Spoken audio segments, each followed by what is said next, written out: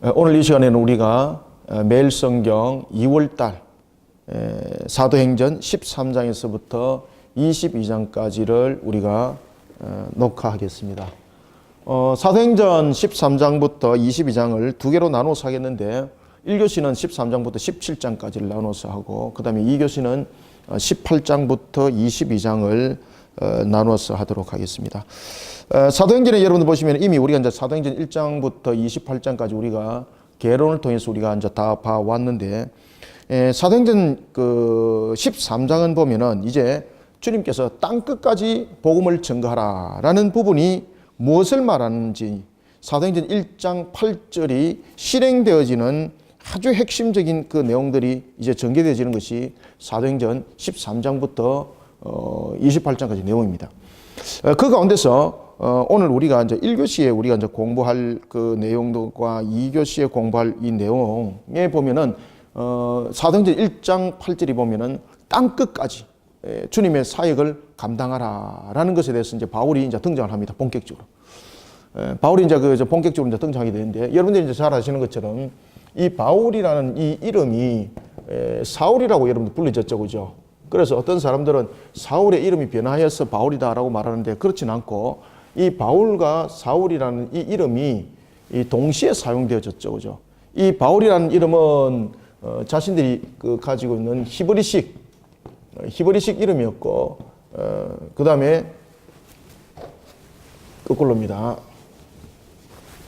사울은 자신들이 가지고 있던 히브리식 이름이었고 이 바울은 로마식 이름이었습니다. 로마식 이름. 그래서 이제 성경에 보면은 왜 13장 이후에 이 사울이라는 이름을 쓰질 않고 왜 바울이라는 이름을 집중적으로 거명을 하는가 하면은 이 로마식이라는 이 이름 속에서 히브리식이라는 것을 벗어나는 한 방식. 그러니까 다시 말하면은 사도행전 1장 8절에 보면은 하나님께서 내 분류에 대해서 사역을 감당하기를 명하십니다. 이때에 너희들은 먼저 예루살렘을 복음화하고 그 다음에 유다라는 나라와 민족을 복음화하고 그 다음에 사마리아를 복음화하고 그 다음에 땅끝이라는 이 내용들을 설명할 때에 이 예루살렘은 말 그대로 자신들의 거주지죠. 거주지. 유다는 자신들의 나라와 민족에 관한 부분. 그런데 왜 이 사울의 이름을 바울로 이렇게 변경시켜서 사도행전 13장 이후에 그 이름들이 이렇게 불려지는가 하면은 이 개념들이 있습니다. 바로 사마리아와 땅끝이라는 이 개념들을 가지고 있습니다. 사마리아는 어떤 곳입니까? 소외된 곳. 제가 늘 여러분들에게 말씀드렸던 것처럼 이 사마리아를 우리가 생각할 때는 항상 BC 722년의 사건을 기억하라. 북이스라엘이 멸망당했을 때에 이 북이스라엘이 멸망당한 것으로 끝난 것이 아니라 두 가지의 혼합 정책이 펼쳐진다. 아수리에서 그들이 무너짐을 당했을 때에 살마네셀레부터 그들이 두 가지의 치욕적인 하나의 역사의 길들을 걷게 되는데 그 첫 번째가 뭔가 하면은 혈통에 있어서 그들이 혼혈을 이루게 됩니다. 혈통에 있어서 혼혈을. 그 다음에 신앙, 다시 말하면은 종교에 있어서 혼합을 이루게 됩니다. 왜냐하면은 아수르가 이와 같은 정책을 펼쳤던 가장 큰 원인이 이스라엘로 하여금 북이스라엘로 하여금 다시는 아수르를 대항하지 못하도록 그들을 완전히 그냥 끊어버리는 겁니다. 전기를 끊어버리는 겁니다. 그런 측면에서 혈통의 혼혈을 이루니까 그들은 이스라엘이라 말할 수가 없는 거예요. 그 다음에 신앙과 종교적인 측면에서 혼합을 이루니까 그들의 신앙은 여호와의 신앙이라 말할 수 없는 거예요. 그래서 여기에서 나타났던 혈통적인 측면에서는 이스라엘이라는 혈통이 사라지게 되고 무슨 혈통이 등장하게 됩니까?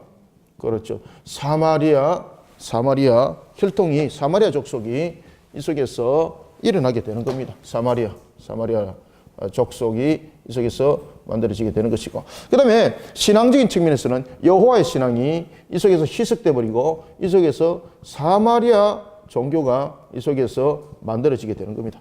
그래서 이런 사마리아를 이스라엘 사람들은 어떻게 여기겠습니까? 부정한 거. 그 다음에 그들은 부정한 자.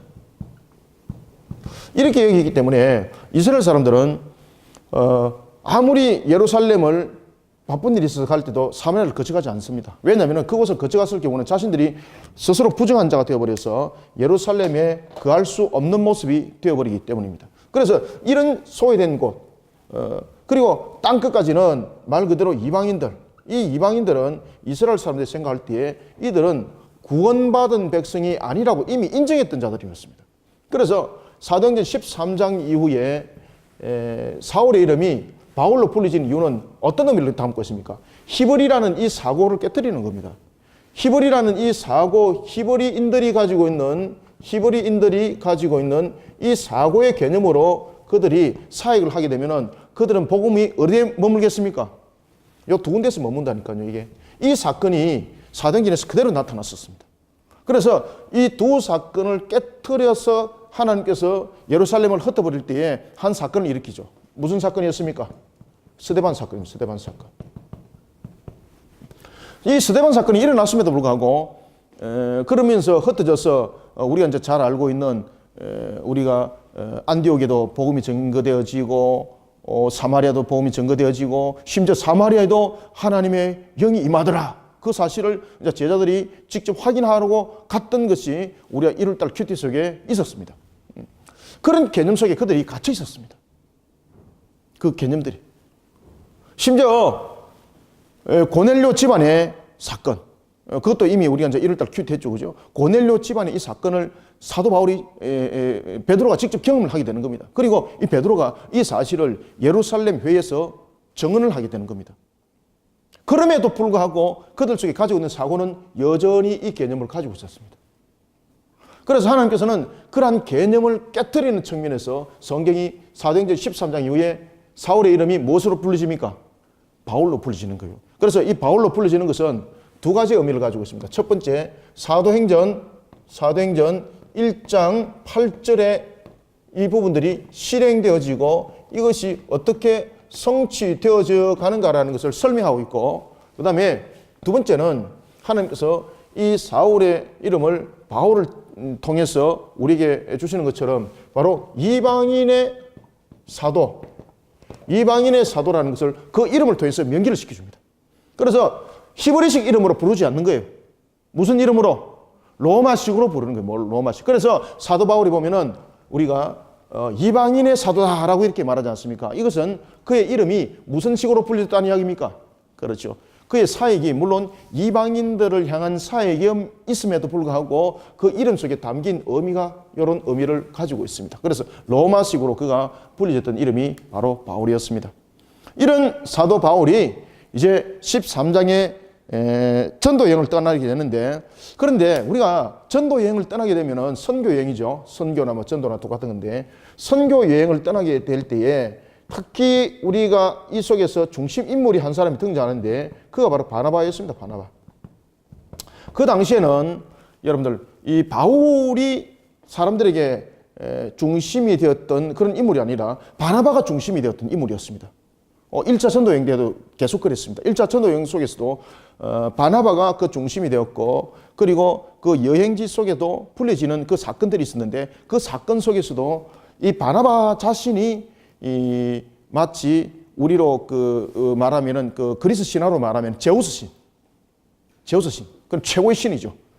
그런 사건이 이 바나바를 풀려지는 부분에 대해서도 그런 부분들이 우리가 오늘 큐티 속에서도 밝혀지는 것을 우리가 볼 수 있습니다. 그래서 13장 이후는 이와 같이 바울이라는 이름으로 이제 세계 선교 여행을 1차, 2차, 3차를 떠나는 것을 설명하고 있습니다. 그래서 오늘 13장부터 20장, 22장까지는 이 바울의 1차, 2차, 3차의 선교 여행에서 어떤 일들이 일어났는가, 이 내용들을 다루면서 이름이 더 이상 이제 사울로 불리지 아니하고 바울로 불려지게 되는 것입니다.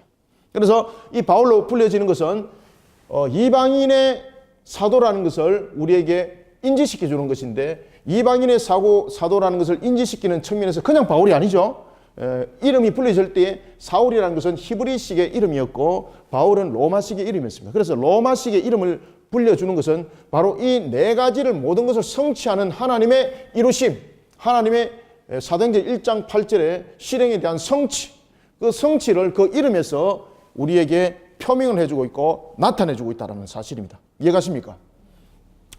그래서 우리가 사도행전을 묵상하실 때에 이 부분들을 필시 묵상하시고 이러면 들어가셔야 돼요. 이 개념들이 안 세워지니까 그 사도 바울에 대한 무게들이 조금 더 얕아지는 그런 경향들을 느껴요. 그래서 이 바울이라는 이름을 불려지는 것은 바로 이와 같이 하나님께서 사도행전 1장 8절에 대한 실행에 대한 성취, 그렇죠? 하나님께서 우리를 향해서 약속하셨던 그 약속의 성취, 하나님의 그 모든 계획들이 사람을 통해서 일함에도 불구하고 하나님의 일하심이라는 것을 우리는 사도 바울을 통해서 그 이름을 통해서 우리가 또다시 한 번 더 발견할 수 있다라는 것이 되겠습니다. 따라서 우리가 제13장은 뭐를 우리가 중심적으로 우리가 다뤄보셔야 되는가 하면 바로 사도 바울의 1차 선교 여행지와 바나바입니다. 13장은요. 13장은 이제 1차 선교 여행을 떠나게 됩니다. 1차 선교 여행을 떠날 때 이제 바나바라는 인물이 이제 등장합니다. 그래서 사도 바울의 제1차 선교 여행과 바나바가 등장하게 됩니다. 제13장은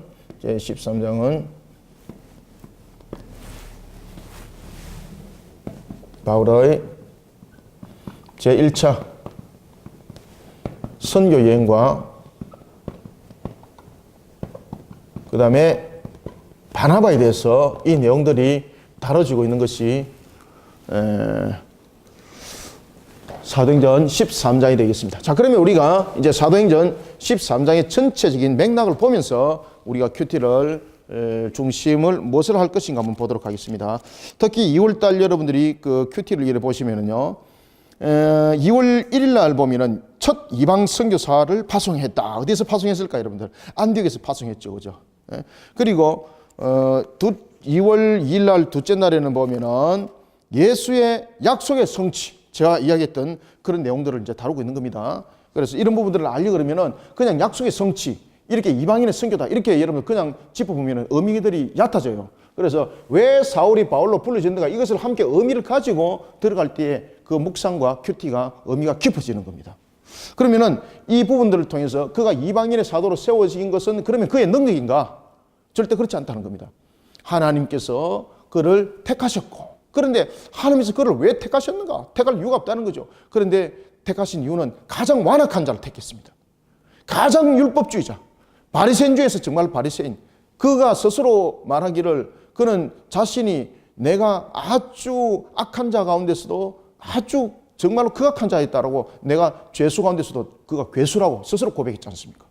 심지어 그는 자신이 스스로 이야기를 하기를 나는 갈말리엘의 학파 가운데서 난 그 추종을 따랐던 가장 성됐었던 자였습니다. 그것이 사도행전에서도 고백이 나타납니다, 여러분들. 그런 자를 하나님께서 썼습니다, 여러분들. 가장 완악한 자다. 하나님의 택한 백성 가운데서는 그렇게 가장 완악한 자도 있다는 것을 우리가 아시고, 우리가 오늘도 주님의 사명을, 사역을 감당할 때에 하나님의 약속의 성취가 하나님의 일하심을 통해서 우리가 일어난다는 것을 사도행전 13장 이후를 통해서 우리가 계속 여러분들이 묵상을 해 나가고 점검해 보면 되겠습니다. 그래서 이 매일 성경을 따라서 여러분들이 큐티를 해 나가시고, 그 다음에 우리는 묵상을 해 나갈 때에 그러면은 좀 13장부터 어떤 것들을 좀 우리가 중심으로 봐야 되겠는가라는 것이 있습니다. 중심적 사건. 특히 우리가 이제 그 사도행전에서 보면은 1차, 2차, 3차의 우리가 선교지에서 1차, 2차, 3차 선교지에서 큰 사건들이 우리가 등장하는 것을 우리가 볼 수가 있습니다. 특히 사도행전에 보면은 1차 선교지에서 대두됐던 사건 가운데서 대표적인 사건이 뭔가 하면 두 가지 사건이 등장하는데, 1차 선교와 그 다음에 2차 선교, 그리고 3차 선교. 이게 제가 그 홈페이지 파일에 오늘 다 올려놓습니다. 이런 부분들을 올려놓는 것이 아니라 지도와 함께 그 밑에 간략하게 설명을 해서 사건 이래가지고 몇 가지를 그냥 간략하게 요점 정리해서 같이 올려놓습니다. 그럼 나중에 파일도 함께 여러분 참고하시고요.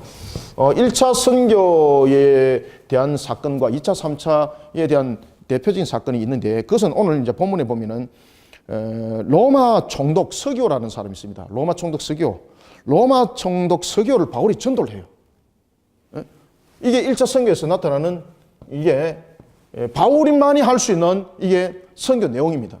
사실은 이 내용들은 베드로도 할 수 없어요, 여러분들요. 그죠? 로마 총독 서기오, 로마 총독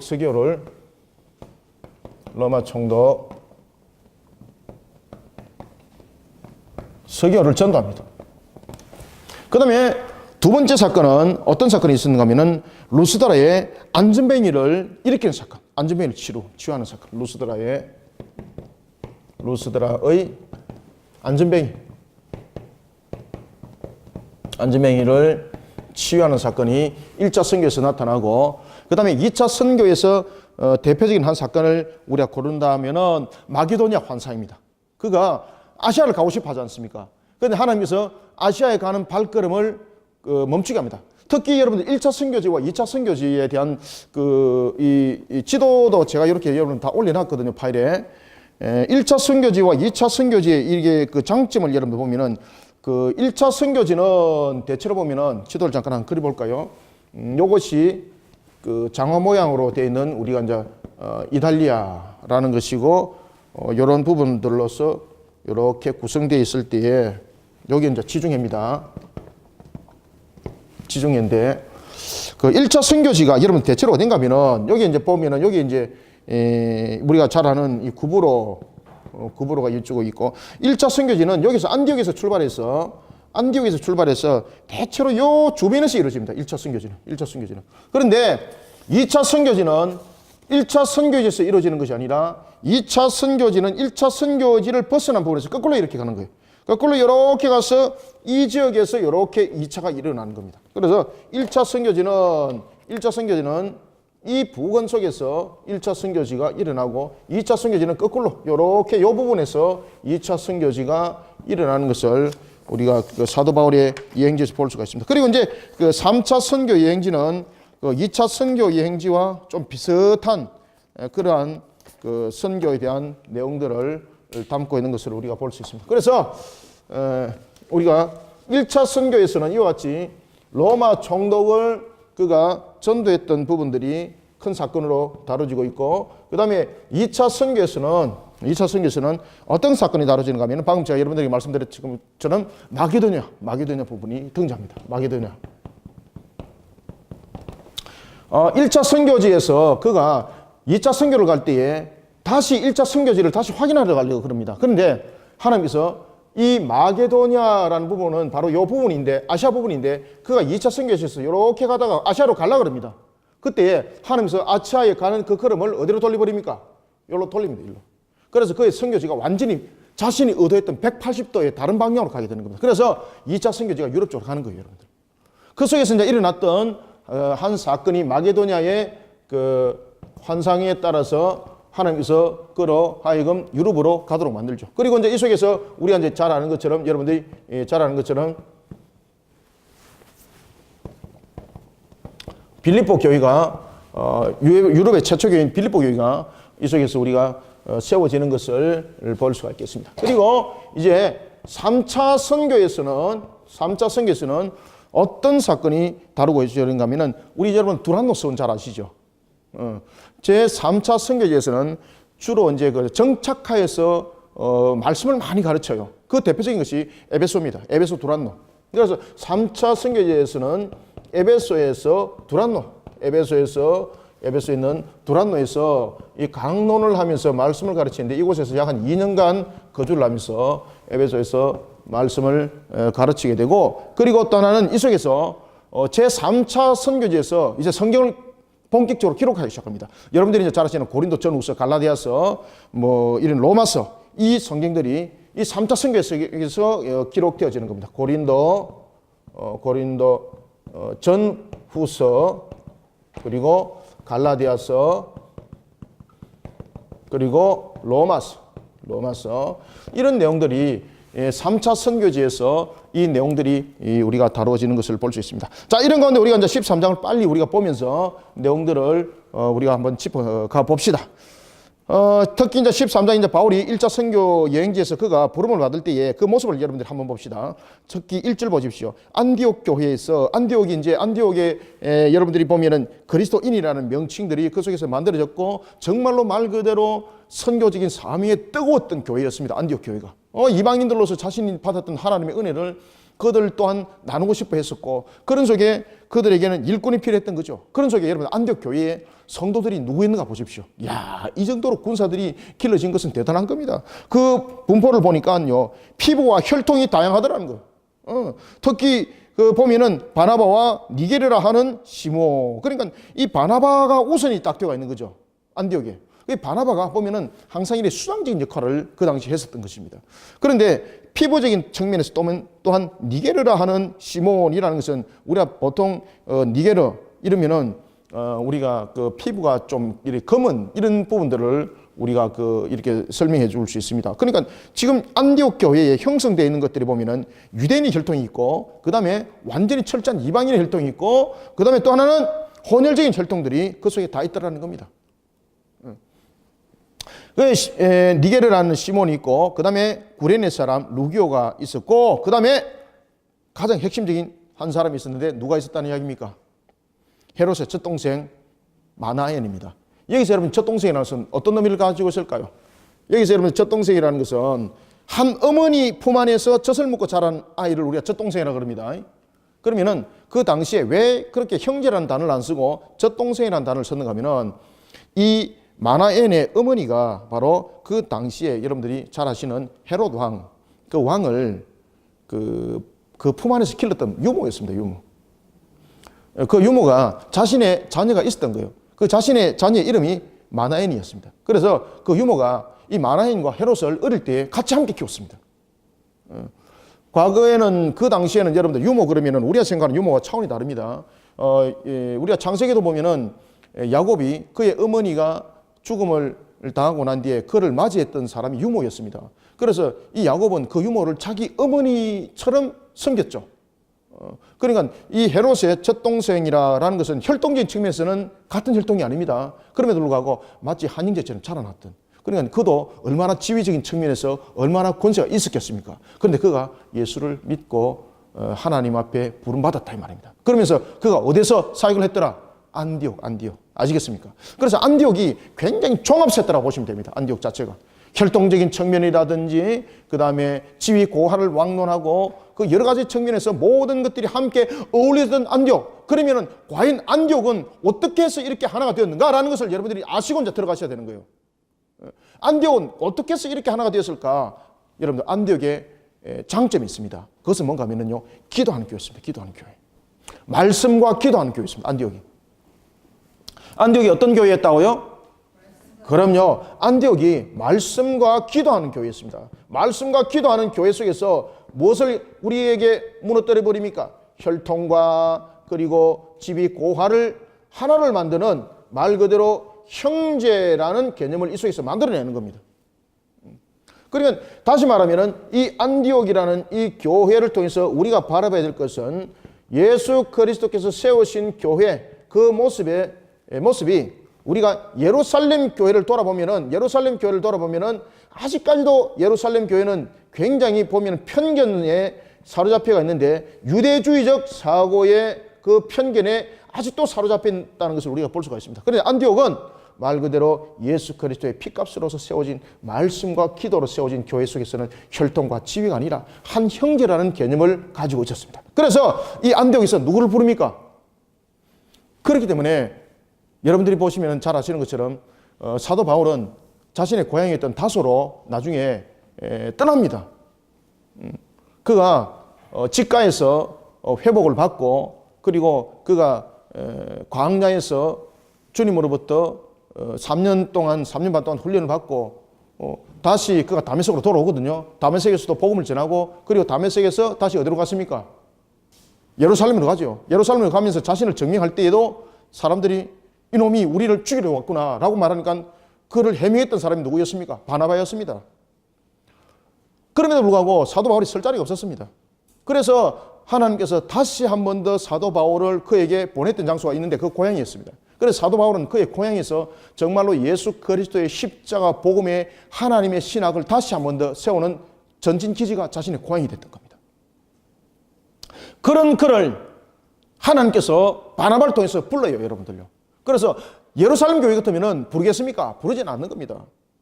안디옥 교회들을 통해서 예수 그리스도의 피값으로 세우신 말씀과 기도를 통해서 그러한 교회를 통해서 자신들이 사역을 감당할 때에 필요한 인물들을 찾았는데 그가 바로 바울이었습니다. 그래서 바나바가 그곳에 가서 사울이었던 바울을 데리고 오는 겁니다. 성경은 말합니다. 젖동생 마나엔과 및 사울이라 주를 섬겨 금식할 때 성령이 이르시되, 자 우리가 2절부터 3절 읽습니다. 시작. 주를 섬겨 금식할 때에 성령이 이르시되 내가 불러 시키는 일을 위하여 바나바와 사울을 따로 세우라 하시니 이에 금식하며 기도하고 두 사람을 안수하여 보내니라. 아멘. 이게 여러분 예루살렘 교회에서는 이게 가능했을까? 이게 가능하지 못합니다. 이게 안디옥 교회였기 때문에 가능한 것이었습니다. 그래서 우리가 사도행전을 통해서 사울이 바울로서 세계 1차, 2차, 3차 전도 여행을 떠날 때에 가장 중심적인 장소가 되는 것이 어딘가 하면 바로 안디옥입니다. 안디옥. 예루살렘이 아닙니다.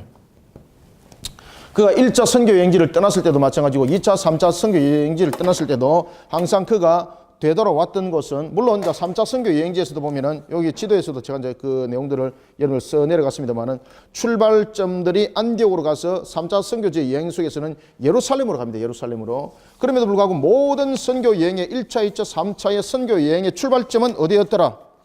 안디옥이었습니다. 안디옥이었습니다. 이런 속에 우리가 13장이 이제 묵상되어집니다. 그러면서 사도 바울이 보십시오. 이렇게 성령으로 충만한 이루어졌던 이 사도 바울이 누구에게 복음을 전하는가? 7절 보세요. 7절. 그가 총독 서기오 바울과 함께 있으니. 그죠? 누가 6절에 보면은 온 섬 가운데 지나서 바보에 이르러 바 예수라 하는 유대인 거짓 선지자.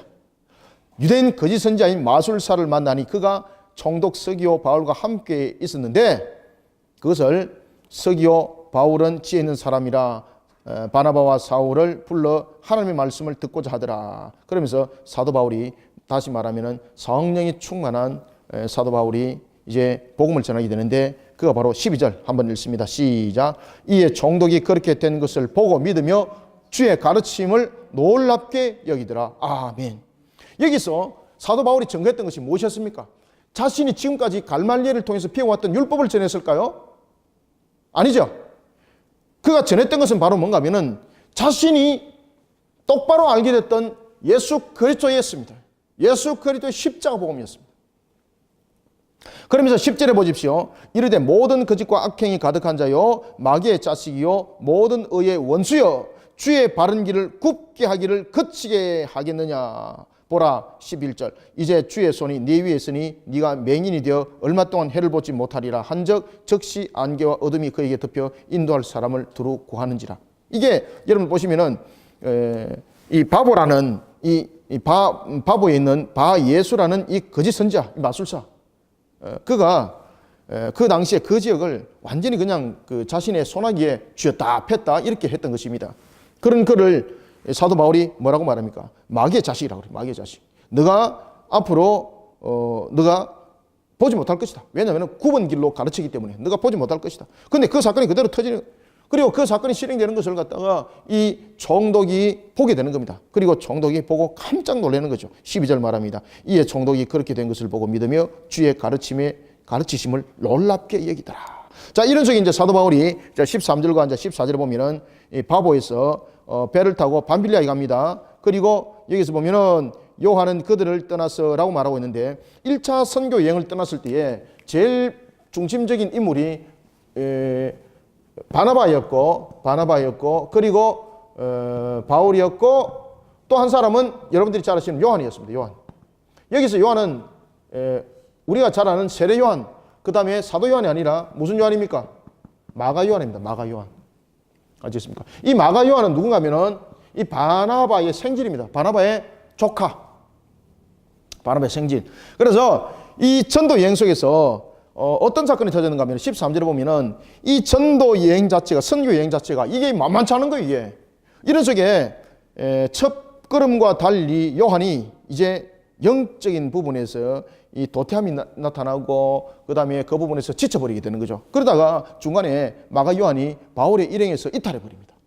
이 막 바울이 막 이게 장난이냐고. 막 사도 바울이 이 부분을 기억을 하면서 이 마가 요한을 용서할 수 없는 겁니다. 용서할 수 없는. 그 마음의 엉어리가 탁 쥐고 있었던 거예요. 이것이 나중에 2차 전도 여행 속에서 이제 바나바와 분쟁으로 나타나는 겁니다. 자, 이런 속에 그가 선교 여행을 통해서 이와 같이 복음을 전할 때에 강력한 역사를 일으키게 되는 거죠. 그때 강력한 역사를 일으키게 될 때에 보면은 18절도 보십시오. 그가 이제 광야에서 자신들이 걸어왔던 그런 모습처럼 하나님께서 우리를 통해서 예수 그리스도를 이 땅에 허락하시기까지 바로 다윗의 그 혈통을 통해서 하나님께서 그 후손을 주시겠다 말씀하셨고 그 구세주로 오신 그분이 바로 예수라는 것을 사도 바울의 입에서 전가하기 시작하는 거죠. 회당에서 말입니다.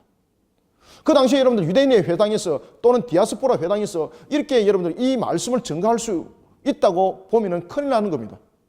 이 말 자체가 여러분 신성 모독이 될 수가 있는 거죠. 그런데 사도 바울이 그렇게 말씀을 전가하는 겁니다.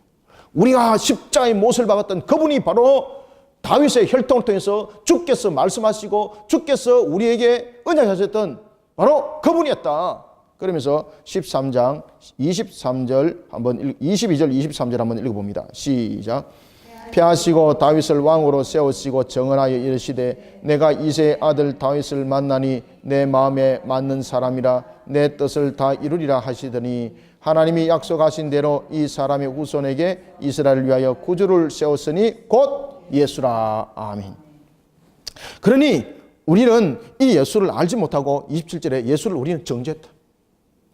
내가 그런 사람이었다. 내가 그런 사람이었다. 심지어 28절에 보면은 그분은 빌라도에게 의해서 죽임을 당할 때에 그 모든 것들조차도 그분은 십자가에 저주의 십자가에 자신이 우리의 죄의 대속의 값으로 친히 지셨다. 그래서 그 모든 것들은 성경이 응하기 위해서 성경의 뜻을 이루기 위해서 그분이 십자가를 친히 지신 것이다. 이런 고백을 그가 이야기를 하면서 사도 바울이 무엇을 증거합니까? 그래서 사도 바울의 여러분 신학이 십자가 신학입니다. 십자가 신학. 십자가 복음을 전하는 겁니다. 십자가 복음. 예수 그리스도의 십자가 복음.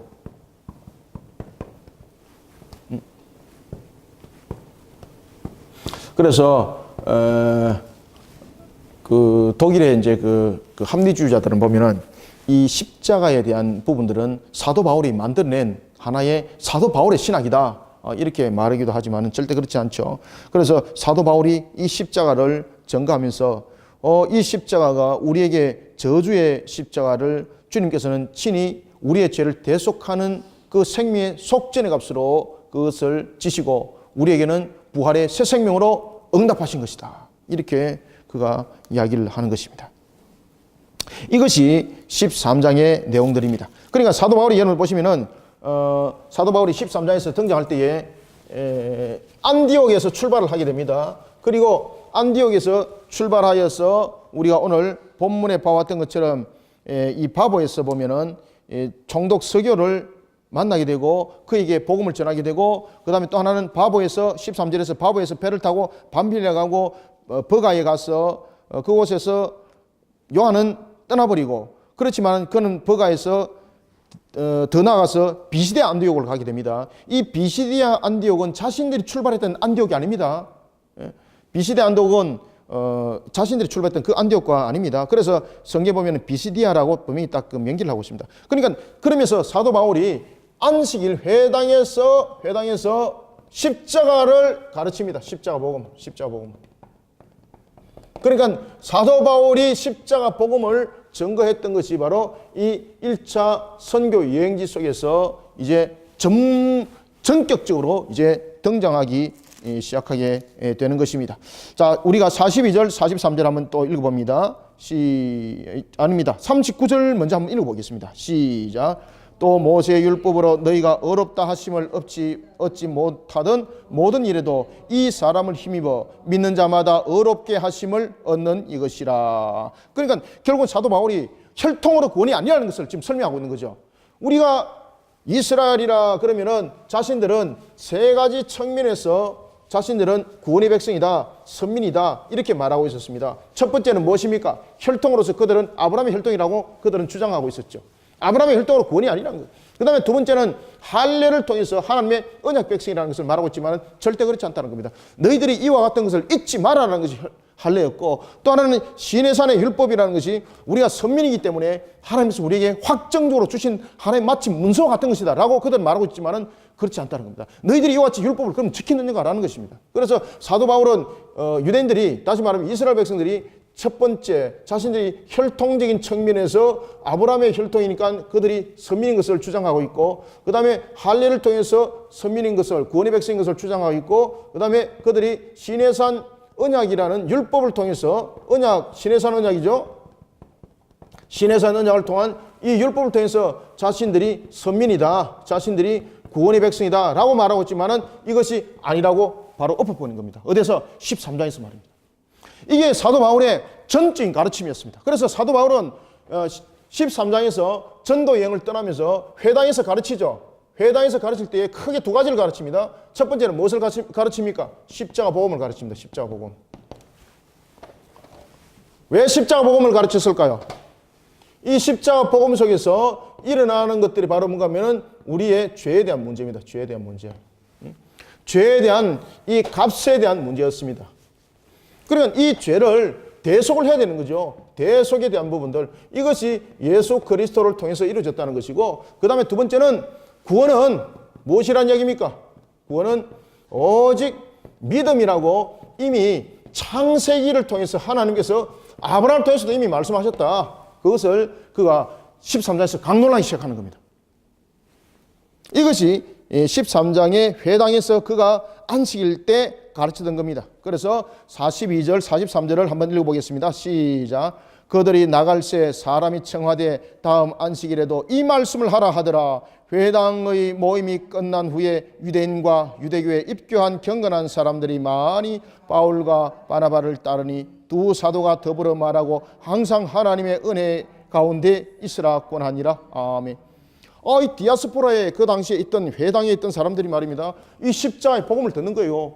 그리고 우리의 구원은 이 세 가지가 아니라는 겁니다. 혈통이 아니고 할례가 아니고 율법이 아니라 오직 예수 그리스도를 믿는 믿음이라고 이야기를 하게 되는 겁니다. 13장에서. 그러니까 이들이 깜짝 놀라는 거예요. 깜짝 놀라면서 뭐라고 말하는가 하면은 계속해서 우리를 이걸 가르쳐달라. 이 십자가 복음을 우리에게 계속해서 가르쳐달라. 그래서 다음에도 우리를 가르쳐달라라고 이렇게 말을 하게 됩니다. 이때 이제 사도 바울과 바나바 보십시오. 46절. 바울과 바나바가 담대히 말하여 이르되 하나님의 말씀을 마땅히 먼저 너희들에게 전할 것이로되 너희가 그것을 버리고 영생을 얻기에 합당하지 않는 자로 자처하기로 우리가 이방인에게로 향하겠노라. 이게 무슨 말인가 하면은 그렇게 자신들을 맞이한 사람이 있는가 하면은 또한 유대인들 가운데서 시기하는 자가 있었어요. 양분이 있었던 거죠. 자, 우리가 45절 한번 읽어볼까요? 44절, 45절 시작. 그 다음 안식일에는 온 시민이 거의 다 하나님의 말씀을 듣고자 하여 모이니 유대인들이 그 무리를 보고 시기가 가득하여 바울이 말하는 것을 반박하고 비방하거늘. 아멘. 아시겠죠?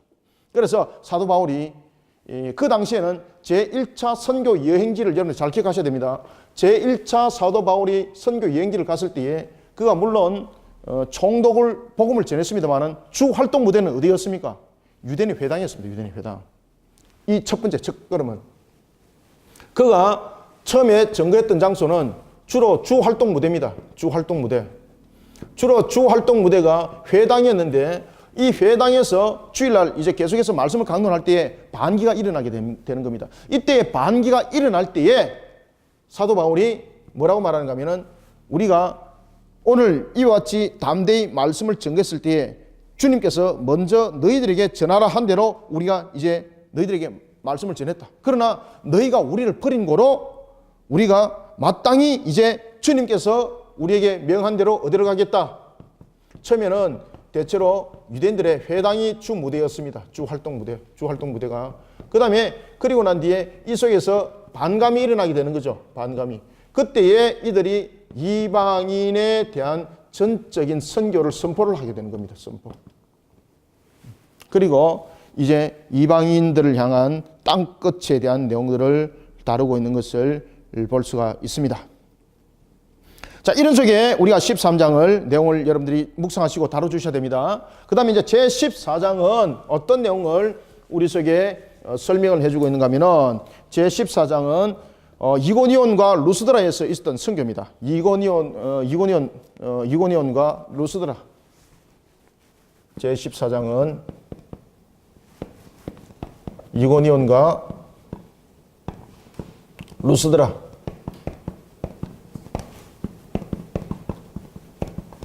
이고니온과 루스드라에서 있었던 이 선교 속에서 어떤 사건이 있었는가 우리가 한번 보겠습니다. 특히 그 이고니온과 루스드라에서는 제가 앞에서도 여러분들에게 이제 말씀을 드렸던 것처럼 루스드라에서는 안전뱅이를 취하는 사건이 일어나죠. 첫 번째.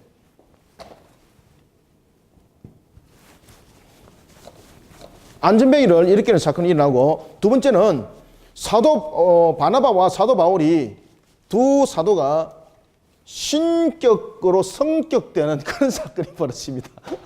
왜 그런가 하면은 막 안전뱅이 막 이렇게 오고 이러니까 이야 이게 우리가 알던 신이구나. 그래서 그들을 그 당시에는 이제 좀 이렇게 사람을 신성화하는 작업들이 많았었습니다. 그래서 이 바나바를 말 그대로 하나의 그 로마 신화에 등장하는 제우스 같은 그런 신으로 여기되고, 그 다음에 바울은 헤르메스라는 그런 신으로 얘기되는 사건이 벌어지게 됩니다. 그래서 제2차 전도 여행 속에서는 첫 번째 어떤 사건이 여러분 일어났습니까? 첫 번째는 안전뱅이를 회복시킵니다. 안전뱅이를 치유시킵니다. 그 다음에 두 번째는 14장 속에서 신격화 문제가 일어나게 됩니다. 신격화.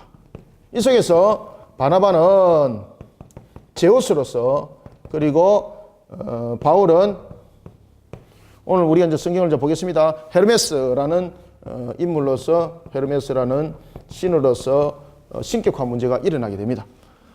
이런 부분에 대해서 사도 바울과 바나바가 어떻게 사역을 감당했는지 한번 보십시오. 자, 우리가 그러니까 어떤 관계 속에서도 우리가 주님의 일을 하다 보면은 안전뱅이를 치유하는 사건도 여러분들 사도 바울의 능력이 아니고 바나바의 능력이 아닙니다. 그런데 우리는 누군가를 회복시키고 낫겠다 그러면은 자신의 능력으로 착각하고 있습니다. 내가 안수하면은 여러분 낫습니다. 내가 여러분들에게 기도하면은 여러분들의 생업이 회복됩니다. 이런 무당천지가 어디 있습니까? 우리는 여러분들 만인 제사장입니다. 우리는 누구든지 예수 그리스도 이름으로서 선포할 수 있는 권세와 권위와, 그리고 또한 우리에게 가지고 있는 모든 것에 대해서 우리의 직분이 함께 있는 겁니다. 그래서 우리는 여러분들 만민의 제사장이면서 우리는 왕권을 가지고 있는 그런 우리는 하나님의 백성입니다. 따라서 누구든지 예수 그리스도 이름으로서 그 믿음 가운데서 예수 그리스도 이름으로서 우리가 구했을 때는 주께서 말씀하신 대로 구해지는 것이고, 예수 그리스도 이름으로서 악한 것들을 우리가 명했을 때는 그 악함이 물리지는 역사가 일어날 줄 믿으시길 바랍니다. 이 사도 바울이 이야기를 분명히 하는 겁니다. 다른 사람들이 볼 때는 이 안전뱅이를 일으킨 이 부분에 대해서 다른 사람은 지금까지 해오지 못했다는 겁니다. 그런데 이 사람은 했다는 거죠. 그러니까 이 사람은 신이라는 거예요. 신이라는 거예요. 그래서 우리가 14장은 묵상하면서 혹이나 우리가 주님의 일을 하다가 자신이 사람들로부터 높임을 받을 때에 그 높임을 하나님께 영광을 돌리는 것으로서 자신의 사역을 감당하는 자가 되라 라는 것이 14장에서 우리로 하여금 더욱더 겸손한 길로 사역을 하라고 가르쳐 주는 것입니다. 그래서 우리가 이 내용들을 한번 쭉 보도록 하겠습니다. 자, 그래서 우리가 10절에 보면은 14장 1절에 보면은 이고니온에서 두 사도가 함께 유대인의 회당에 들어가서 말하니 유대와 헬라의 흑한 무리가 믿더라. 막 이런 일들이 나는 거예요. 흑한 무리가 믿더라. 그뿐만 아니죠. 8절 봅니다. 루스드라에 발을 쓰지 못하는 한 사람이 있었는데 나면서도 걷지 못했어요, 여러분들요. 나면서도 걷지 못하면 그 사람을 회복시키는 사람은 누굽니까? 하나님 신만이 할 수 있다는 거죠. 얼마나 그가 나면서부터 걷지 못했기 때문에 의사로부터 여러 가지 부분 수단과 방법을 얼마나 많이 사용했겠습니까? 그런데 걷지 못했다는 겁니다. 그걸 본 적이 없다는 겁니다. 그런데 바울이 이렇게 말합니다. 바울이 그를 구원받을 만한 믿음이 그에게 있음을 보고, 이게 핵심이죠. 그죠? 이 바울의 능력이 아니라는 거죠. 자, 우리가 9절, 10절 한번 읽어봅니다. 시작. 바울이 말하는 것을 듣거늘 바울이 주목하여 구원받을 만한 믿음이 그에게 있는 것을 보고 큰 소리로 이르되 네 발로 바로 일어서라 하니 그 사람이 일어나 걷는지라. 아이고, 아멘. 이 놀라운 일이 벌어진 겁니다. 이런 놀라운 일이 딱 벌어지니까 사람들은 무엇으로 그들을 보기 시작했다는 이야기입니까?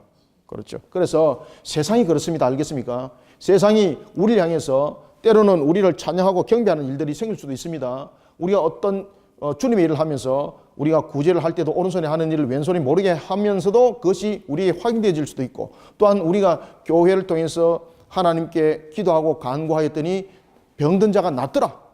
이런 안진뱅이가 일어난 역사가 있더라. 그러면서 그 교회가 유명해지는 것이 아닙니다. 그 목사가, 그 집회를 집회했던 자가 유명해지는 것이 아닙니다. 사도 바울이 딱 그 이야기를 하지 않습니까? 그래서 오늘도 본문에 보면은 우리들의 무리는 항상 보면은 그런 속에 마귀가 틈탄다는 이야기입니다. 따라서 어떤 목사가 안수하니까 낫더라, 어떤 목사가 기도하니까 회복되더라. 이게 전부 다 여러분들 마귀의 역사입니다, 여러분들.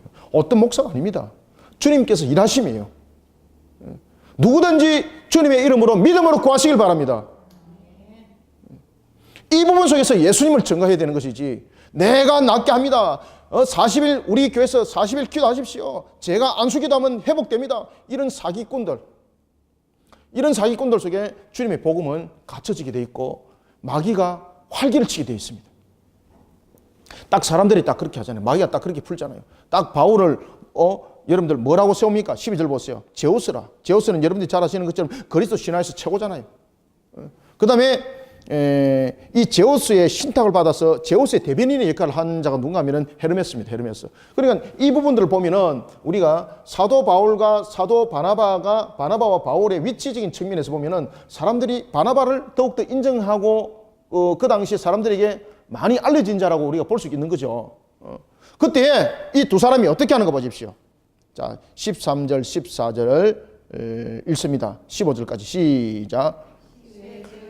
시외 제우스 신당의 제사장이 소와 화환들을 가지고 대문 앞에 와서 무리와 함께 제사하고자 하니 두 사도 바나바와 바울이 듣고 옷을 찢고 무리 가운데 뛰어 들어가서 소리질러 이르되 여러분이여 어찌하여 이러한 일을 하느냐. 우리도 여러분과 같은 성정을 가진 사람이라. 여러분에게 복음을 전하는 것은 이런 헛된 것을 버리고 천지와 바다와 그 가운데 만물을 지으시고 살아계신 하나님께로 돌아오게 함이라. 아멘.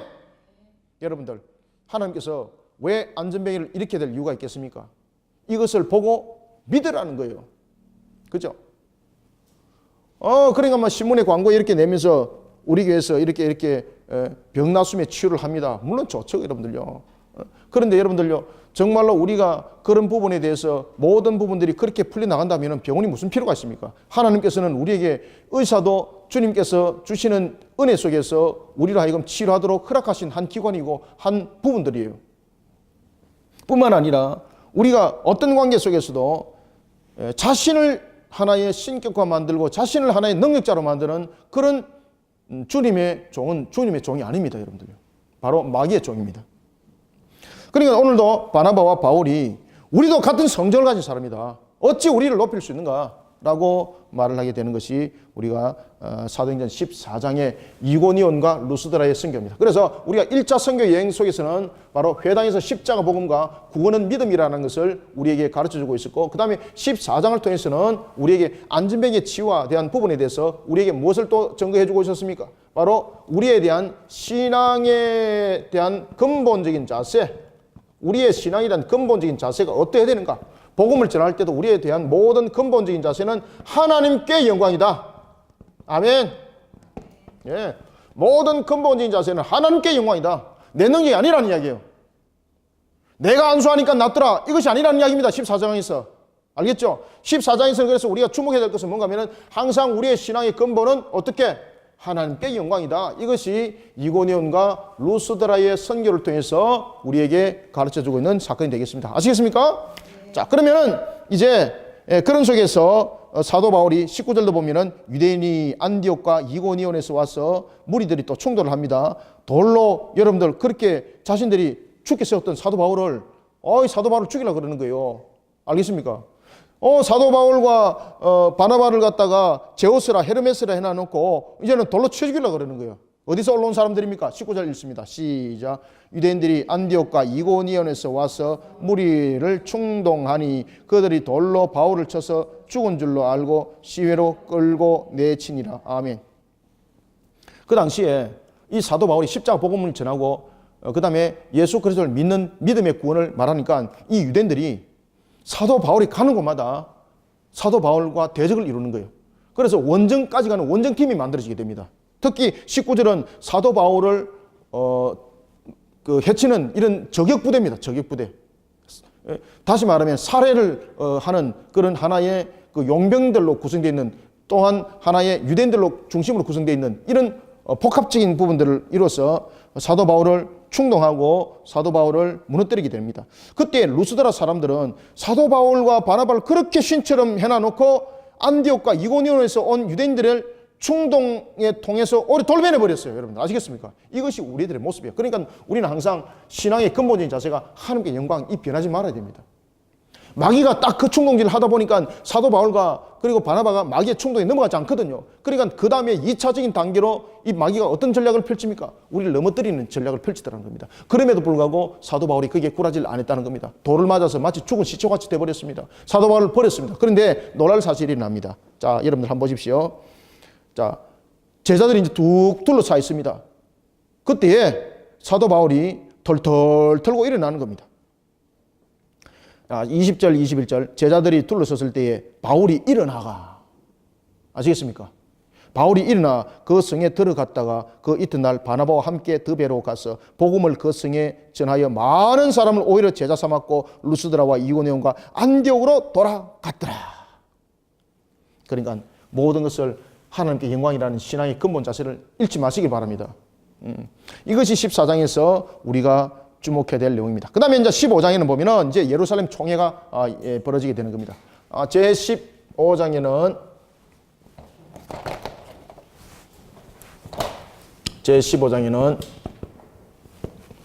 예루살렘 총회가 왜 일어났을까?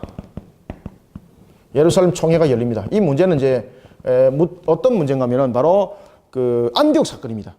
이방인들에 관한 부분에 대해서 우리가 이것을 인정해야 되는가, 이런 부분들로서 유대인들의 그런 근본적인 사고가 깨뜨려지지 않습니다. 그래서 이 예루살렘 총회와 그리고 율법적 사고입니다. 율법적 사고. 예루살렘 교회가 율법적 사고 속에서 아직도 벗어나지 못하고 있는 그런 율법적 사고. 여기에서 등장하는 사건이 바로 안디옥 사건입니다. 안디옥 사건. 안디옥의 문제를 다루는 겁니다. 안디옥 문제. 중심적으로.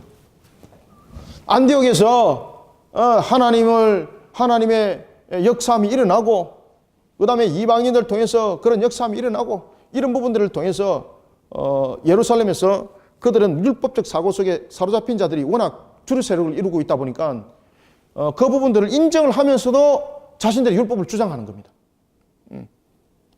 항상 그것을 앞세워서 강조를 하게 되는 겁니다. 그래서 여러분들 이 본문 내용과도 연결이 되겠습니다만은 그 난주 초대교회가 이방인들의 교회 속에서 가장, 유대인들 교회 속에서도 가장 많이 우리 기독교를 흔들었던, 교회를 흔들었던 세력들이 뭔가 하면은 율법적 유대주의자입니다. 유대주의적 율법론을 가지고 있는, 기독론, 구원론을 가지고 있는 이들이 나중에 이단으로 변하게 되는 겁니다. 그래서 교회를 완전히 흔들어 버립니다. 영지주의는 헬레니즘 속에서 만들어졌던 것이고, 이런 속에 이방인들의 모습과 유대인들의 모습이 함께 담겨져서 하나의 이단 세력화가 만들어지기 시작하는 겁니다. 이 핵심적인 것이 뭔가 하면은 유대주의적 율법적 사고론입니다. 그 구원론과 그 기독론입니다. 이 문제가 예루살렘에서 그대로 여러분 살아 있었던 겁니다. 그때에 여러분 보시면은 이제 바울과 바나바가 예루살렘 회의에 참석합니다. 참석하여서 2절을 한번 읽어보겠습니다. 시작. 바울 및 바나바와 그들 사이에 적지 아니한 다툼과 변론이 일어난지라 형제들이 이 문제에 대하여 바울과 바나바와 및 그 중에 몇 사람을 예루살렘에 있는 사도와 장로들에게 보내기로 작정하니라. 아멘. 이제 안디옥의 문제가 전반적으로 이슈가 됐던 겁니다. 그래서 예루살렘에 있는 사도와 장로들에게 보내기로 작정하니라. 그리고 이제 그들이 교회의 전송을 받아서 잘 보십시오. 바울 및 바나바와 그들 사이에 적지 않은 다툼이 일어났습니다. 변론이 일어났습니다. 형제들이 이 문제에 대해서 바울과 바나바와 그 중에 몇 사람을 예루살렘에 있는 사도와 장로들에게 보내기로 이제 작정합니다. 이 이제 예루살렘 교회입니다. 안디옥 교회입니다. 안디옥 교회에서 이제 파송을 하게 됩니다. 왜냐하면은 이 이방인에 대한 부분들에서 구분을 짓는 이런 문제들이 나타납니다. 그리고 이 예루살렘 회의가 끝나고 난 뒤에도 나중에 이것을 승인하게 됩니다. 이방인에게도 구원이 있구나. 그리고 믿음의 구원이 맞다는 것을 인정을 하면서도 나중에 이 율법적 사고가 아직까지 희석되지 않습니다. 심지어 베드로가 나중에 어떤 일들이 또 안디옥에서도 일어나는가 하면은 이방인들과 함께 식사를 하다가 예루살렘에서 율법주의자들 사고 속에 생기는 그룹들이 있었습니다. 그들이 이 안디옥에 온다는 이 사실을 알고 이방인과 같이 식사 자리에 있던 베드로가 도망가 버립니다. 바나바가 그것을 보는 거예요. 바나바. 충격을 받는 겁니다. 이게 나중에 사도 바울이 그 사실을 알고 예루살렘에 총회가 또 벌어지거든요. 그때에 박살을 내버립니다. 어째 우리가 그것을 확인하였고 그것을 결론을 내은 것을 어째 번복하고 율법적 사고 속에서 당신들이 이렇게 또 헤매는가 라면서 이런 종교회의가 일어나게 되는 겁니다. 자, 그래서 이제 예루살렘에서 이제 회의가 일어나게 됩니다. 그때에 자, 5절 한번 읽어보겠습니다. 시작. 바리새파 중에 어떤 믿는 사람들이 일어나 말하되 이방인에게 할례를 행하고 모세 율법을 지키라 명한 것이 마땅하다 하니라. 아멘. 이것이 뭔가 하면은 유대교를 바탕으로 하고 있었던 그리스도인입니다. 이 바리새파 중에라는 것은 유대교를 바탕으로 하고 있었던 유대주의적 율법론을 가지고 있었던 자입니다. 그러니까 예수 그리스도를 믿는 믿음에 무엇이 플러스 되어야 된다는 이야기입니까? 율법에 대한 지킴이 있어야 되는데 할례도 행해야 되고 이 모든 것들을 행해야 된다는 겁니다. 그래서 특히 등장한 것이 뭔가 하면 할례입니다. 할례 부분이 우리 속에 없이는 이게 구원이 아니라는 겁니다. 믿음의 구원을 그러면 결국은 이 사람들의 주장은 뭔가 하면 믿음의 구원이 아니라는 이야기입니다. 그래서 이 속에서 만들어진 것이 무엇입니까? 바로 유대주의적 율법론을 앞세웠던 기독론, 구원론이 이 속에서 만들어집니다. 여러분들 아시겠습니까? 따라서 우리가 이제 15장을 통해서는 우리가 율법적 사고가 아니라 오늘도 우리가 가지고 있는 어떤 우리의 중심이 아니라 하나님의 말씀과 그 믿음의 법이 항상 우리 속에 중심이 되어 있고 십자가의 그 값이 우리의 속죄의 대속의 값인 것을 항상 우리로 하여금 깨닫고 알도록 하는 것이 예루살렘 회의의 그게 중심 내용입니다. 이것을 잘 여러분 묵상하셔야 됩니다. 그래서 예루살렘 회의에서 계속해서 이제 무엇을 변론하는 거 보십시오. 자, 7절 베드로가 이제 일어납니다. 왜? 무엇을 하기 위해서? 자신이 이방인 고넬료 사건을 겪었던 사람 아니겠습니까? 그러니까 그 부분들을 다시 한 번 더 그가 변론을 하는 겁니다. 자, 7절, 8절, 9절 읽습니다. 시작. 많은 변론이 있은 후에 베드로가 일어나 말하되 형제들아 너희도 알거니와 하나님이 이방인들로 내 입에서 복음의 말씀을 들어 믿게 하시려고 오래전부터 너희 가운데서 나를 택하시고 또 마음을 아시는 하나님이 우리에게와 같이 그들에게도 성령이 주어 증언하시고 믿음으로 그렇죠. 믿음으로. 자, 9절에서 뭐라고 말하고 있습니까? 혈통이 아니죠. 율법을 지킴으로가 아니죠. 할례를 행함으로가 아니죠. 무엇으로? 믿음으로 그들의 마음을 깨끗하게 하사 그들이 우리나 차별하지 아니하셨느니라. 누가? 우리가 아니라 하나님이. 그래서 하나님의 법이라는 거예요. 하나님의 법이. 그런데 우리는 어떻게 했다는 이야기입니까? 그런데 우리는 오히려 하나님의 멍에를 지우는 자였다. 그때 이야기를 누가 듣는가 하면 야고보가 듣는 겁니다. 이때에 야고보는 예루살렘의 수장이었습니다. 예수님이 바로 육신의 친동생이었죠. 그는 여러분들이 잘 아시는 것처럼 예수님이 살아있을 때는 예수님을 보고 돌았다 그랬습니다. 형님은 돌았어요. 완전히 집안을 무너뜨리군요. 라고 말했던 그 야고보가 여러분들 나중에 예수님이 하나님의 사실을 그가 알게 되는 겁니다. 그 야고보가 회개하고 예수님의 제자가 되는 겁니다. 그 야고보가 13절 보세요. 그 야고보가 예루살렘의 수장이 되는 거예요. 그래 이제 여러 가지 논쟁적인 측면에서 이제 중심을 내야 되지 않습니까? 이때 야고보가 유대주의적 사고를 가지고 있는 자들에게도 그리고 또한 예수 그리스도를 믿음이라는 그런 강력한 십자가 복음을 가지고 있는 이들에게 이 하나의 중간에 다리를 놓습니다. 어떤 다리를 놓는가 한번 봅시다. 자, 13절. 말을 마침에 야고보가 대답하여 이르되 형제들아 내 말을 들으라. 야고보가 이제 중재를 하는 거죠. 어떤 중재를 했을까? 자, 14절, 15절 읽습니다. 시작. 하나님이 처음으로 이방인 중에서 자기 이름을 위해 할 백성을 취하시려고 그들을 돌보신 것을 시몬이 말하였으니 여기서 시몬은 누굽니까? 베드로입니다. 베드로. 이방인 중에서 자기 이름을 위할 백성을 취했다는 것은 이방인 고넬료 사건, 우리 이미 들었지 않는가? 우리도 확인했지 않는가? 그렇죠? 그리고 특히 이방인의 그 고넬료 이 사건 속에서 하나님께서 베드로만 본 것이 아니라 베드로와 함께 그 이방인들만 본 것이 아니라 베드로와 함께 있는 자가 증인이 되었죠. 6명. 고넬료 집안에서 3명이 왔지만은 베드로에게 하나님께서 6명의 증인을 이미 딱 뒀죠. 베드로 혼자만 만약에 알았다 그러면은 이 사건은 이거 사람들이 믿겠습니까? 안 믿습니다. 베드로와 함께 그 사건을 봤던 6명이 증인이었잖아요. 증인. 그러니까 우리 시몬이 우리에게 말한 것, 우리 그의 고백만 들은 것이 아니라 그게 증인도 있었다. 그때 15절 읽습니다. 시작. 선자들이 말씀이 이와 같이 일치하도다 기록된 바 이후에 내가 돌아와서 다윗의 무너진 장벽을 다시 지으며 또 그 허물어진 것을 다시 지으려 일으키시리라 한 것은 이방인 속에도 모든 이방인 속에서도 그것이 찾아지더라는 겁니다. 그래서 17절에 보면은 그 남은 사람과 내 이름을 일으킴 받은 모든 이방인들도 주를 찾게 하려 함이라 하셨다. 이방인의 권이 있다는 거죠. 그것이 믿음의 권이라는 것을 우리가 베드로를 통해서 우리가 알게 되었다. 그러면은 형제들아 지금 내 이야기를 들어라. 내 의견을 들어라. 우리가 이것을 가지고 분쟁하면은 마귀가 잔치한다. 그러니 우리가 가지고 있는 유대주의적 이 사고도 우리가 가지고 있는 개념도 우리가 인정해 줄 것은 인정해 줘야 된다. 그러면은 우리가 이렇게 하자. 이방인으로서 지내던 자들은 그러면은 유대인들이 왜 이런 생각을 하고 있을까? 왜 율법을 지키라 그랬을까? 라는 것을 생각해야 된다. 왜 그랬을까요? 예수 그리스도를 믿는 믿음만으로 말하면서 자신들의 생업에 대한 자신들의 형태에 대한 것은 버리지 않더라는 거죠. 그것이 바로 뭔가 하면은 자신들의 가지고 있던 이방인들의 그 우상 숭배적 문화들을 그대로 들고 있었다는 거죠. 이래 돼서는 안 된다는 거예요. 맞죠? 그죠? 그래서 그 야고보가 어떤 이야기를 하는가 하면은 이방인들을 향해서는 그러니까 안디옥을 향해서는 어떤 이야기를 하는가 하면은 20절 이렇게 말합니다. 읽어봅니다. 시작. 다만 우상의 더러운 것과 음행과 목매어 죽인 것과 피를 멀리하라고 편지하는 것이 옳으니 아멘. 이교 우상에 바치는 이와 같이 사용되었던 고기와 같은 그런 제물들은 먹어서는 안 된다. 왜냐하면 모든 음식은 다 정하지 않습니까? 그럼에도 불구하고 우상에 바쳐지는 데 사용하기로 이미 작정했던 그런 제물들은 그죠? 그런 거 먹었을 때에 다른 형제들이 시험에 빠질 수 있다. 그런 것들을 우리가 삼가하자. 너희들은 삼가해라. 그 다음에 목매어 죽인 것, 특히 피가 빠지지 않은 그런 고기를 피채 먹지 말자. 하나님께서 말씀하실 때에 피는 곧 생명이라 피채 먹지 마라 그랬다. 그러니까 너희들은 이런 부분들을 좀 알고 너희들은 이런 부분들을 삼가하자.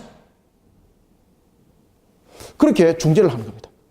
그리고 또한 유대인들을 향해서는 뭐라고 말하는가 하면은 할례가 구원이 아니라는 것, 이미 고넬료 집안을 통해서 그 사건을 우리가 직접 목격한 우리 형제들도 있다. 6 형제도 있다. 베드로뿐만 아니라. 그러니 할례가 구원이라는 것은 맞지 않다. 그러니까 이방인에도 이와 같이 믿음의 구원이라는 것은 우리가 받아들여야 된다. 그리고 이방인들 안디옥 교회 당신들은 이와 같이 이방인들이 가지고 있는 풍습들, 그 먹는 음식 속에서 그런 습성들이 믿음 속에 있지만 그런 습성들을 그대로 가지고 있었어요. 문화들을. 그러니까 너희들이 그런 음식의 문화들, 그다음 너희들이 가지고 있는 그것에 대한 형태들을 버려라. 맞는 이야기죠. 그래서 여기 중재가 일어나는 거예요. 아시겠죠? 그래서 야고보가 2가지의 중재를 하게 됩니다. 따라서 예루살렘 총회에서는 여러분들이 잘 아시는 것처럼 이 율법적 사고가 아니라 하나님의 믿음의 법으로 세울 때에 논쟁으로 문제를 푸는 것이 아니죠. 논쟁으로 문제를 푸는 것이 아니라 가장 하나님의 법에 합당하게 이 문제들을 풀어나가더라는 것입니다. 그래서 그것을 우리가 은혜라는 겁니다. 은혜. 은혜롭게 모든 문제들을 잘 헤쳐나가는 것을 볼 수가 있습니다. 그래서 이 문제가 이제 이렇게 매듭이 된 겁니다. 이에 사도와, 여러분들 22절 한번 읽습니다. 이에 사도가 장로와 온 교회가 그 중에서 사람들을 택하여 바울과 바나바와 함께 안디옥에 보내기를 결정하니 곧 그 형제 중에 인도자가 바사바라 하는 유다와 실라더라. 그러면서 이제 안디옥으로 이제 파송을 했다는 거죠. 이런 안디옥에 이제 파송하면서 27절에도 보면은 그리하여 유다와 실라를 보내니 그들도 이 일을 말로 전하더라. 이 27절은 뭔가 하면 할례 불필요성. 안디옥 교회에게 정식적으로 예루살렘에서 이제 공식적으로 결정된 것을 안디옥 교회에 이제 알리는데 그 역할을 감당했던 대표가 바로 유다와 실라입니다. 이 유다와 실라가 가서 할례의 불필요성을 이야기를 하게 됩니다. 그러면서 어떤 이야기를 하게 되는가 하면 28절 29절 있습니다. 시작. 성령과 우리는 이 요긴한 것들 외에 아무 짐도 너희에게 지우지 아니하는 것이 옳은 줄 알았노니 그렇지만은 29절 이거는 삼가하라. 29절 읽습니다. 시작. 우상의 제물과 피와 목매어 죽인 것과 음행을 멀리 할지니라. 이에 스스로 삼가면 잘되리라. 평안함을 원하노라 하더라. 아멘. 우리도 보면은 여러분들 우리 문화 속에서 일어나고 있는 우상적 요소들이 있지 않습니까? 교회가 성도들이 동짓날 또 다른 날 안 먹고 동짓날 팥죽 먹는 거.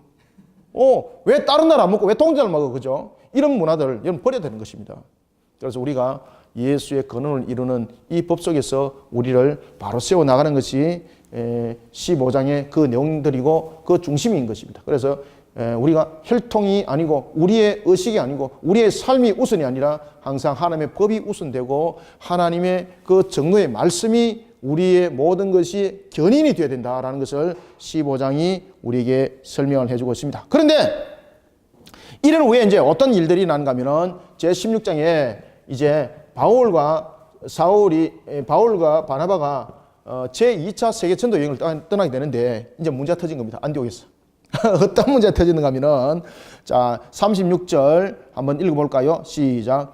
며칠 후에 바울이 바나바더러 말하되 우리가 주의 말씀을 전한 각 성에 다시 가서 형제들이 어떤가 방문하자 하고. 아멘. 제가 그 처음에 지도를 잘 못 그렸습니다만은 대충 설명해 드렸죠. 그죠? 그래서 제2차 원래 선교 여행은 제1차 선교 여행지를 확인하는 것이었습니다. 원래 계획은. 그런데 여기서 이제 그 문제가 불거진 겁니다. 어떤 문제가 불거지게 됐는가 하면은 그런 우리가 1차 선교 여행 속에서 갔던 그곳을 다시 한번 더 방문해서 확인하자. 그러니까 바나바가 그러면은 마가 요한도 데리고 가자. 처음처럼. 그러니까 사도 바울이 발끈하는 거죠. 아니, 배반해서 예루살렘으로 떠났던 그를 왜 다시 데려가느냐고. 왜 골칫덩어리를 갖다가 암덩어리 같은 그를 왜 다시 데려가느냐고 이러면서 그거 막 발끈하는 겁니다. 그러나 여러분들 바나바는 주로 대체로 품는 그러면서 화목을 이루는 그런 목회를 주로 하는 성격이었고 사도 바울은 그 당시만 해도 선을 끊는 그런 목회를 중심으로 했던 것입니다. 근데 나중에 이제 사도 바울도 나중에 자신이 그 옥에 있을 때에 마지막에 눈을 감는 그 시점에 야 정말로 마가가 보고 싶다. 그러면서 마가 찾아오게 되는 겁니다. 이 문제로 심히 다툽니다. 심히 다투어서 39절 40절 읽습니다. 시작. 서로 심히 다투어 피차 갈랐으니 바나바는 마가를 데리고 배 타고 구브로로 가고 바울은 실라를 택한 후에 형제들에게 주의 은혜를 부탁함을 받고 떠나더라.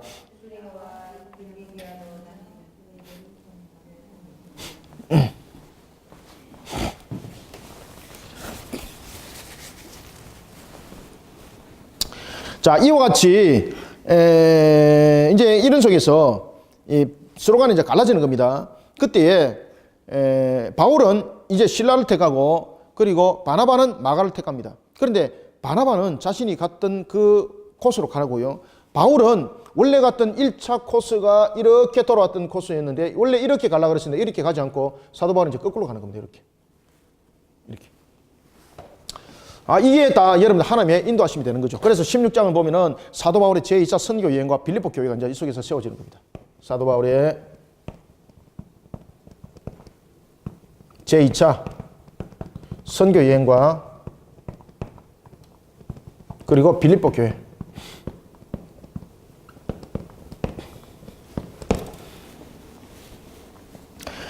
바울이 이제 실라를 데리고 그가 2차 전도 여행을 떠나다가 디모데를 만나죠. 디모데는 여러분들 잘 아시는 것처럼 그의 어머니는 유대인이지만 아버지는 헬라인이었습니다. 그 문제가 할례가 문제가 됐던 거예요. 그래서 할례가 문제가 되니까 어떻게 합니까? 할례를 행하는 것이 구원이 아니지만은 할례가 문제가 됐을 때는 사도 바울은 할례를 즉각적으로 행했습니다. 그것이 바로 디모데였습니다. 자, 우리가 2절 3절을 읽습니다. 시작. 디모데는 루스드라와 이고니온에 있는 형제들에게 칭찬받는 자니 바울이 그를 데리고 떠나고자 할새 그 지역에 있는 유대인으로 말미암아 그를 데려다가 할례를 행하니 이는 그 사람들이 그의 아버지는 헬라인인 줄 알미르라. 아멘. 이 복음을 전하는데 방해가 되는 거죠. 복음을 전하는데 방해 요소가 되니까 사도 바울이 그것을 끊어버리는 겁니다. 그러면서 디모데에게 할례가 구원이 아니지만은 할례를 행하도록 하는 겁니다. 이런 속에 그가 성령의 이제 인도함을 받는 겁니다. 그가 가고자 했던 것은 바로 아시아였습니다. 그런데 성령이 사도 바울에게 나타납니다. 6절 보십시오. 성령이 아시아에서 말씀을 전하지 못하게 하시더라. 성령이 6절에. 그러면서 성령이 어디로 가라고 말합니까? 7절에 보면은 비두아로 가고자 애쓰는 예수의 가고자 애쓰되, 여기서 말하는 이제 비두니아는 이제 아시아 쪽으로 이제 빠지는 길이에요. 유럽으로 가는 길이 아니라 아시아로 빠지는 길입니다.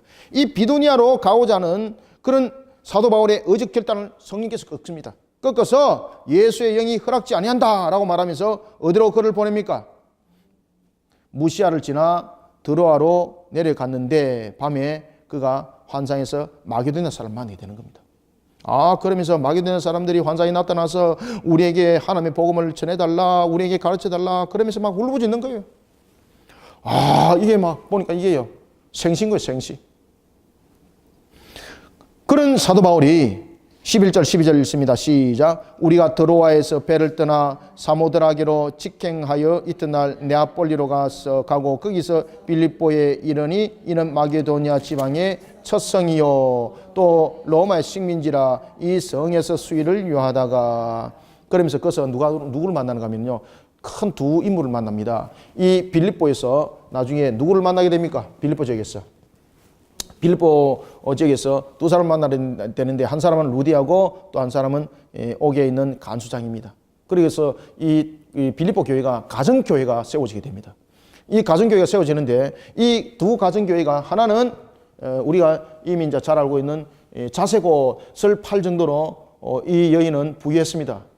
그 루디아를 통해서 중심적으로 가정교회가 세워지고, 두 번째는 간수장을 중심으로 그 가정교회가 세워지게 됩니다. 그래서 빌립보 교회는 뭐 그 당시에 교회들이 대부분 다 그랬습니다. 우리처럼 이렇게 시설을 가지고 있는 교회가 아니라 대부분 다 가정교회였죠. 그래서 루디아를 통해서, 간수장을 통해서 빌립보에 가정교회가 세워지게 되는 겁니다. 가정교회가.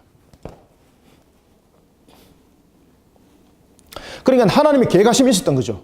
하나님의 계획하심이 있었던 거죠. 자신은 아시아를 가고자 했는데, 그런데 하나님께서는 유럽으로 가도록 하면서 그 마게도니아에 사람이 환상 속에 나타나서 자신들에게 하나님의 말씀을 가르쳐달라, 복음을 전해달라, 이런 간절함이 그 속에 나타났었고, 그리고 그가 그 성령의 그 말씀대로 그가 갔던 곳이 바로 두아디라 시에였습니다. 그리고 그 속에서 자색 옷감 장사를 하는 한 여인을 만났는데 그 여인이 루디아였습니다. 그 여인에게 복음을 전했던 거죠.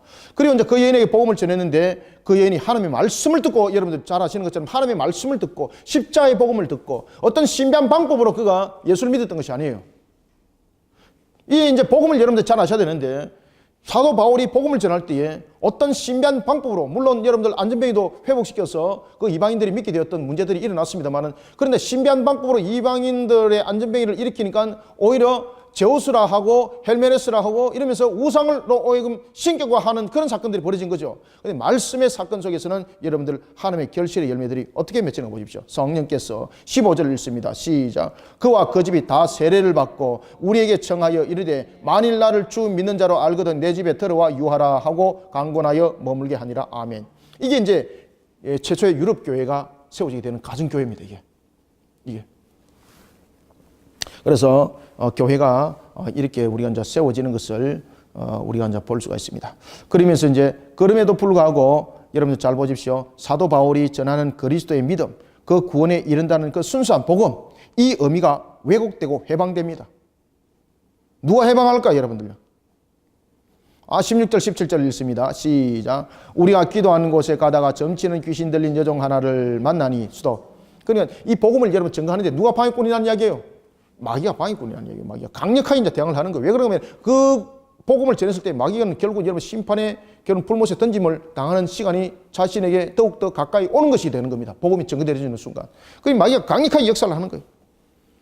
따라서 우리는 영적 전투를 항상 여러분 기억하셔야 됩니다. 그래서 우리가 이 사도 바울의 제2차 선교 여행지 속에서 우리가 반드시 기억해야 될 것은 여러분 영적 전투가 이 속에서 일어난다는 거예요. 영적 전투. 이 영적 전투 속에서 항상 우리가 영적 무장하는 자가 되어야 됩니다. 영적으로 항상 무장하는 자가 되어야 됩니다. 그래서 여기 보면은 16장에는 계속해서 어떤 내용들을 다루고 있는가 하면은 성령께서라는 단어가 계속해서 많이 등장합니다. 성령께서 일하셨습니다. 성령께서 그를 옥에서 풀어주셨습니다. 라는 것들. 그죠? 그리고 이제 여러분들이 잘 아시는 것처럼 사도행전 16장 31절에 보면은 주 예수 그리스도를 믿으라. 그러면 너와 내 집이 구원을 어떻게 하리라? 이건 안 보이세요? 예. 구원을 받으리라. 이런 문제들이 등장하고 있는 겁니다. 자, 우리가 16절, 17절 읽습니다. 18절 시작. 우리가 기도하는 곳에 가다가 점치는 귀신 들린 여종 하나를 만나니 점으로 그 주인들에게 큰 이익을 주는 자라. 그가 바울과 우리를 따라와 소리질러 이르되 이 사람들은 지극히 높은 하나님의 종으로서 구원의 길을 우리에게 전하는 자라 하며 이같이 여러 날을 하는지라. 바울이 심히 괴로워하여 돌이켜 그 귀신에게 이르되 예수 그리스도 이름으로 내가 네게 명하노니 그에게서 나오라니 귀신이 즉시 나오니라. 아멘. 중요하죠. 무엇으로 물리칩니까? 그렇죠. 예수 그리스도 이름으로, 왕권으로. 그죠? 저와 여러분들은 예수 그리스도 이름에 왕권을 가진 줄 믿으시길 바랍니다. 그 이름으로 물리쳐서 영적 전투를 치르시길 바랍니다. 다른 것으로 영적 전투를 치르시면 안 돼요, 여러분들요. 오직 주님의 전신갑주를 입어서 영적 전투를 치러나가는 우리 성도들이 되시길 바랍니다. 그래서 16장을 통해서는 우리에게 중요한 것을 가르쳐주고 있습니다. 영적 전투 속에서 예수의 이름으로서 그 영적 전투를 치르십시오. 우리가 어떤 신비적인 것들을 통해서 뭔가를 일으키겠다라는 것이 아닙니다. 주님의 말씀을 가르치십시오. 그리고 십자가 복음을 전가하십시오. 그리고 이 대적들을 물리칠 때는 예수 그리스도 이름으로서 물리치는 자들이 되시길 바랍니다. 믿음으로 말입니다. 입으로는 말하는데 속으로는 의심하고 있고, 그런 여러분들 그 속에서 무슨 주님의 권능이 나타나겠습니까? 마귀가 다 이미 알고 있는데. 그런데 이 여종의 주인들이라고 말하는 것은 이 여인을 누가 공동으로 좀 소유를 했다는 얘기죠. 그래서 이것을 가지고 그들이 마귀를 통해서 막 점치게 하고, 마귀도 여러분들 보시면 점치지 않습니까? 그것을 가지고 그들이 쉽게 말하면 떼돈을 벌었다는 이야기죠. 그런데 이 마귀를, 그 여인이 속에 있는 마귀를 바울이 예수 그리스도 이름으로 물리쳐버리니까 이 여인이 그냥 보통 사람이 돼버린 거예요. 그래 누가 그 속에 점치러 오겠습니까? 그러니까요, 이 주인들이 막 노발대발을 하는 겁니다. 노발대발을 하면서 그를 어떻게 물리쳐야 되겠습니까? 이 로마를 대적하는 사람이다. 사도 바울과 이 무리들은 로마를 대적하는 사람이다. 이러면서 그들을 이제 공격하기 시작하는 겁니다. 자, 21절, 22절 읽습니다. 시작.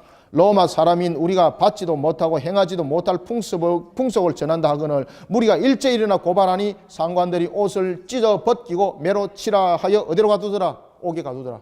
그래, 이 마귀가 여러분들요, 이 고발하는 방법도 굉장히 합리적이죠. 그죠? 분쟁이 아니죠. 저 사람이 귀신 쫓아보내가지고 내가 지금 벌이가 안 돼요. 이러면은 그게 옥에 갇히는 합당한 이유가 됩니까? 되지 못하는 거죠.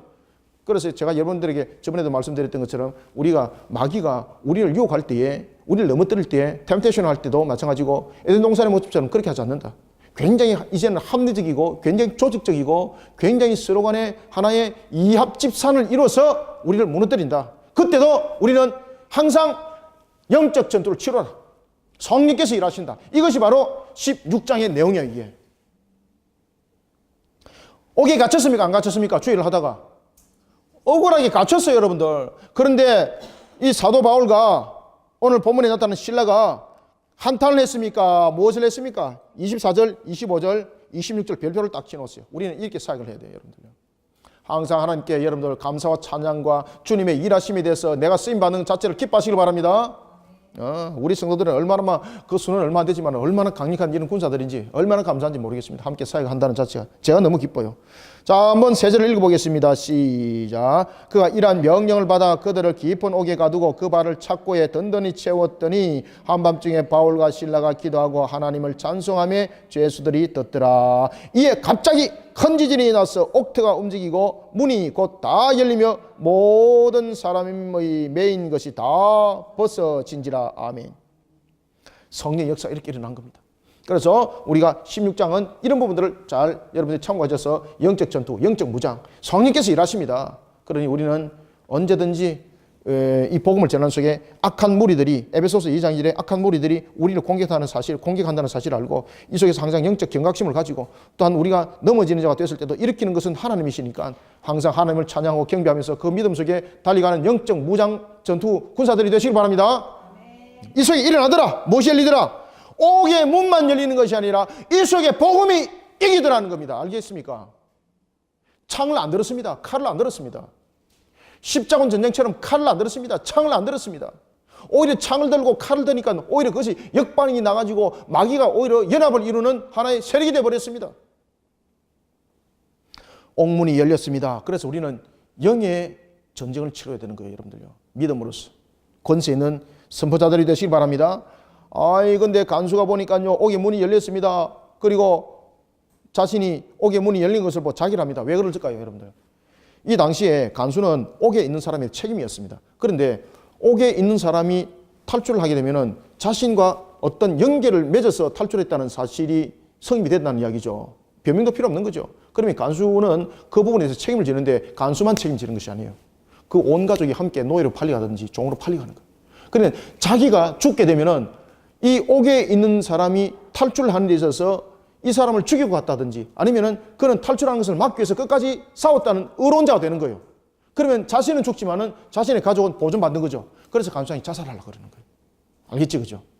그때 사도 바울이 깜짝 놀라면서 큰 소리 칩니다. 사도 바울이 뭐라고 말합니까? 28절, 29절 읽습니다. 시작. 바울이 크게 소리 질러 이르되 네 몸을 상하지 말라. 우리가 다 여기 있노라 하니 간수가 등불을 달라고 하며 뛰어들어가 무서워 떨며 바울과 실라 앞에 엎드렸더라. 아이고 아멘. 왜 도망가지 않았는지. 그러면서 정말로 당신들은 어떤 모습이기에 이 옥에서 도망가질 않았었습니까? 그러니까 사도 바울이 우리는 비록 몸은 매 있을지라도 우리는 이미 구원받은 자라는 것을 복음을 전하게 되는 겁니다. 그러니까 그가 말합니다. 선생님이여 나에게도 그런 구원을 가르쳐 주십시오. 라고 말하니까 뭐라고 말합니까? 구원이 어떻게 일어난다고요? 그렇죠. 주 예수 그리스도를 믿으라. 주 예수 그리스도를 믿으라. 그러면 우리의 육신은 옥에 갇힐지라도 우리는 모든 것들은 이미 하나님께서 우리를 구원하심에 그래서 우리는 옥에 갇혔을 때도 우리는 찬양을 하였고 우리는 경배하는 그 하나님을 찬양하는 모습이 되었던 것이라고 말을 하는 겁니다. 그러니 옥의 문이 열리고 안 열리고는 우리에게는 큰 상관이 없다는 거죠. 그러니 도망가지 않았다는 겁니다. 31절 읽습니다. 시작. 이르되 주 예수를 믿으라. 그리하면 너와 내 집이 구원을 받으리라. 아멘. 한 사람으로 인해서 이제 온 가족이 구원을 받게 됩니다. 이러면서 그 간수장이 자신의 집에 사도 바울과 실라를 데려가게 되고 그 속에서 33절 온 가족이 세례를 받게 되고 이 속에서 또 하나의 가정교회가 세워지게 되는 겁니다. 그래서 이와 같이 최초의 유럽의 교회들이 이와 같이 가정교회들로서 하나하나 이래 전도 여행 속에서 세워져 나가는 것을 우리가 볼 수가 있겠습니다. 자, 이런 속에 우리가 16장을 여러분들이 묵상하시면 됩니다. 그래서 40절에 보면 두 사람이 옥에서 나와 루디아의 집에 들어가서 형제들을 만나보고 위로하고 가니라. 이런 내용들을 우리가 담아 내려가고 있는 것을 우리가 볼 수가 있습니다. 그래서 최초의 이런 유럽의 교회들이 어떻게 이제 세워졌는가를 우리에게 말해주고 있다면은 이제 제 17장을 통해서 우리가 또 1교시 마지막으로 보겠습니다. 시간은 좀 많이 갔지만은 마무리 지금 하겠습니다. 이제 바울의 자립선교입니다. 바울의 자립선교와 아데네스의 설교입니다. 바울의 자립선교와 아덴. 이 아덴은 참으로 유명한 곳입니다. 이 철학이 굉장히 관연한 곳입니다. 아데네스의 설교입니다. 17장은 이 내용을 다루고 있습니다. 17장 1절 한번 읽어봅니다. 시작. 그들이 암비볼리와 아볼로니아로 다녀가 데살로니가에 이르니 거기에 유대인의 회당이 있는지라. 그때 사도 바울이 자기의 관례대로 그들에게 들어갑니다. 그리고 새 안식이라는 것은 3주 연속 딱 써놓으세요. 새 안식이라는 것은 3주 연속 성경을 가지고 가르쳤는데 무엇을 가르쳤는가 하면 바로 십자복음을 가르칩니다. 3절 뜻을 풀어 그리스도가 해를 받고 죽은 자 가운데서 다시 살아나야 할 것을 증언하고 이르되 내가 너희에게 전하는 이 예수가 곧 그리스도라. 그러니까 여러분들 사도 바울의 계속해서 증거되어지는 복음이 우리가 사도 바울이 자립 선교를 통해서 아덴에서도 설교할 때도 마찬가지고 그가 증거했던 것이 뭔가 하면 십자가 복음이 십자가 복음. 우리가 증거해야 될 것은 무엇입니까? 십자가 복음입니다. 내가 만드는 복음 하시면 안 됩니다. 예수 십자가 복음도 여러분들요 액세서리 복음이 아니라 예수 그리스도께서 이루신 십자가 복음, 예수 그리스도께서 이루신 십자가 복음. 따라서 우리가 십자 증인이 되어야 됩니다. 사도 바울처럼. 그래서 17장 묵상하실 때는 여러분들이 이와 같이 바울의 자립 선교 속에서 일어났던 것들은 중심이 무엇이었는가? 바로 예수 그리스도를 통해서 이루신 십자가 복음, 이것을 전가하는 것이었다. 그러니 우리는 십자가 복음을 전가하는 데 있어서 담대한 자들이 되어야 됩니다.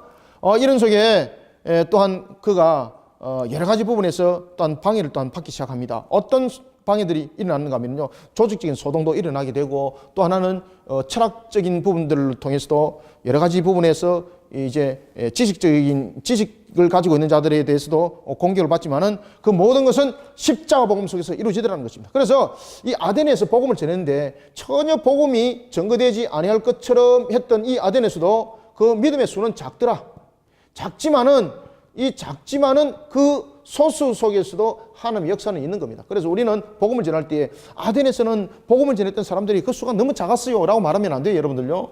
이 작은 수 몇 사람도 우상 숭배 속에서 영적 어둠을 깨치고 나온 결실의 열매입니다. 그 결실의 열매는 십자가 복음이었다는 겁니다. 십자가 복음. 따라서 우리는 17장을 통해서 십자가 복음으로 우리를 세워야 된다. 이것을 강력하게 우리가 바라보면서 달려가면 되겠습니다. 자, 오늘은 1교시는 여기까지 하고 그 다음에 17장의 끝부분들 내용들은 다시 2교시 때에 조금 더 설명하면서 제가 17장, 18장 내용들을 써내려가도록 하겠습니다.